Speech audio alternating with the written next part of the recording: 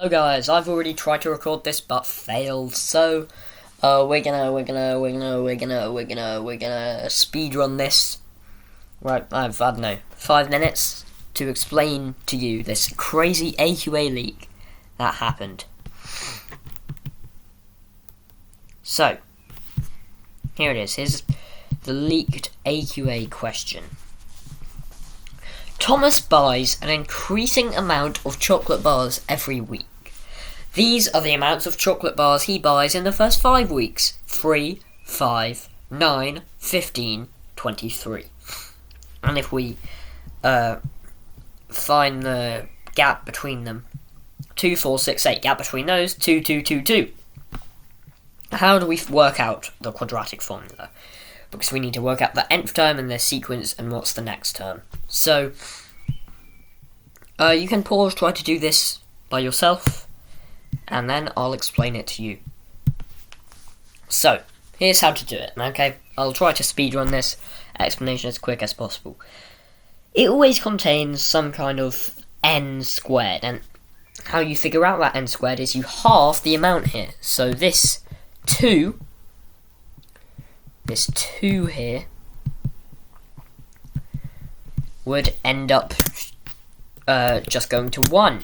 So 1n squared, which is the same as n squared.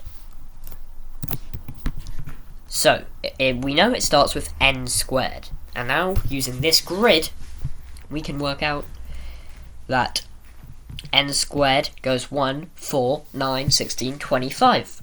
And the terms in the sequence are 3, 5, 9, 15, and 23. And you take these two away from each other. So 23 away from 25, 15 away from 16, 9 away from 9, 5 away from 4, and 3 away from 1.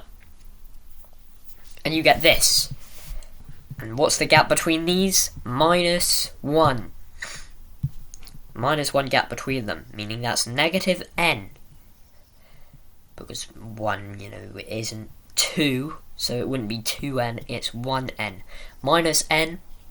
Now, how do we get to plus 3? It's simple. You need to use logic for that. Minus n, so that's minus 1 plus 3 is equal to 2. And now you've done it.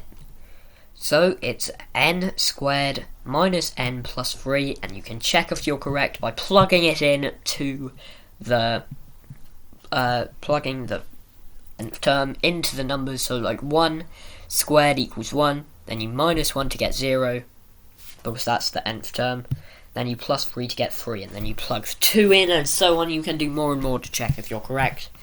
And boom, you've done it in like 3 minutes. 3-mark question, 3 minutes, that's how to do it. See you guys in the next video.